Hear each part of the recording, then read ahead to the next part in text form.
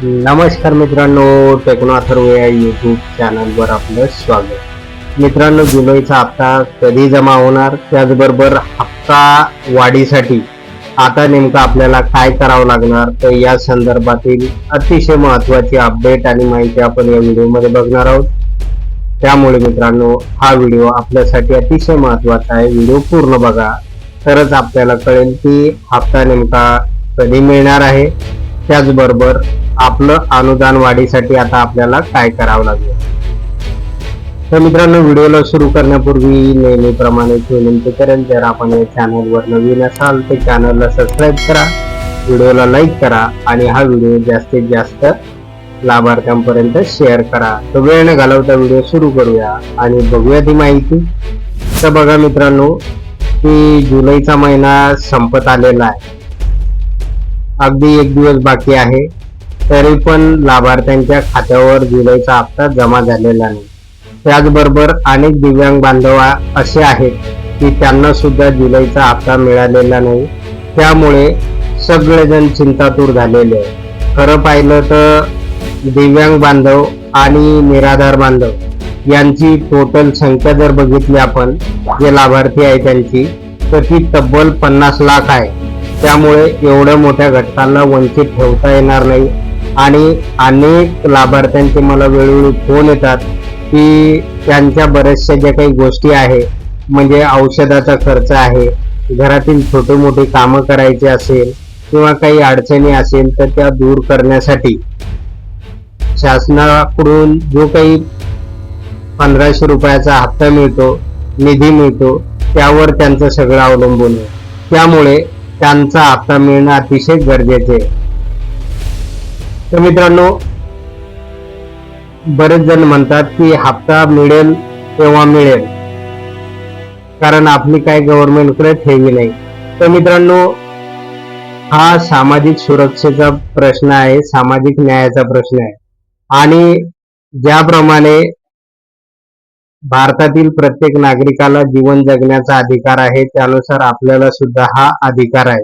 त्यामुळे आपल्याला सुद्धा हे रेग्युलर हप्ते मिळावे आणि त्याच्यामध्ये वाढ व्हावी असं अपेक्षित आहे.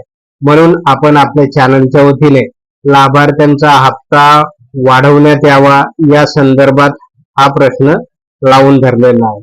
आता मित्रांनो, तुमचा हप्ता जर तुम्हाला वाढवायचा असेल तर नेमकं काय करायचं आहे, तर तुमच्या गावामधील जेवढे काही निराधार, संजय गांधी निराधार योजनेचे लाभार्थी आहेत, त्यामध्ये विधवा महिला असेल, वृद्ध महिला असेल, वृद्ध पुरुष असेल, त्याबरोबर इतर निराधार बांधव असेल, यांना सोबत घ्यायचं आहे. दिव्यांग बांधवांना सोबत घ्यायचं आहे आणि एक अर्ज, एक निवेदन तयार करायचं आहे तहसीलदाराच्या नावानं आणि त्यांना द्यायचं आहे. आणि त्या निवेदनामध्ये नमूद करायचं आहे की आमचा जुलैचा हप्ता रेग्युलरपणे अजून मिळालेला नाही. त्याचबरोबर आमचं जे काही अनुदान आहे, तर ते अनेक वर्षापासून फक्त आम्हाला दर महिन्याला 1500 रुपये मिळतात, तर त्याच्यामध्ये वाढ करण्यात येऊन ते 4000 रुपये करण्यात यावं. कारण आपली जी काही मागणी आहे तर ती ₹4000ची आहे. त्यामुळे अशा प्रकारचे निवेदन प्रत्येक गावातून तयार करा, त्याच्यावर सगळ्यांच्या सह्या घ्या आणि ते निवेदन तहसीलदाराकडे द्या.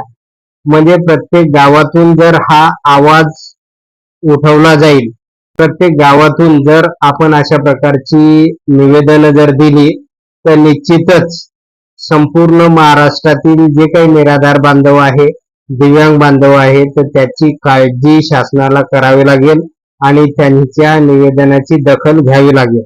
त्यामुळे मित्रांनो, आता आपल्याला एकच करायचं आहे की हप्ता वाढीसाठी आपल्याला आपल्या तालुक्याचे जे काही तहसीलदार आहेत, तर त्यांना हे निवेदन द्यायचं आहे. आणि मित्रांनो, आता बघूया आपण की नेमका आपल्याला जुलैचा हप्ता कधी मिळू शकेल. तर बघा मित्रांनो, वरिष्ठ अधिकारी आणि कर्मचाऱ्यांकडून मी जे काही कालच अपडेट घेतलेलं आहे, तर त्यांनी सांगितलेलं आहे साधारणतः 5 ऑगस्ट पर्यंत लाभार्थ्यांच्या खात्यावर हा जुलैचा हप्ता जमा होऊन जाईल. त्यामुळे चिंता करू नका. फक्त जे मी सांगितलेलं आहे की अनुदानामध्ये वाढ सुद्धा झाली पाहिजे आणि त्यानुसार आपल्याला हे अनुदान मिळायला हवं. यासाठी प्रयत्न करा आणि शक्यतो जेवढ्या लवकरात लवकर आपल्याला निवेदन देता येईल तेवढ्या लवकरात लवकर तहसीलदारांना हप्ता वाढीबाबतचे निवेदन द्या. आणि जर तुम्ही हे करणार नाही तर तुमचा हप्ता आजही वाढणार नाही आणि भविष्यात कधीच वाढणार नाही.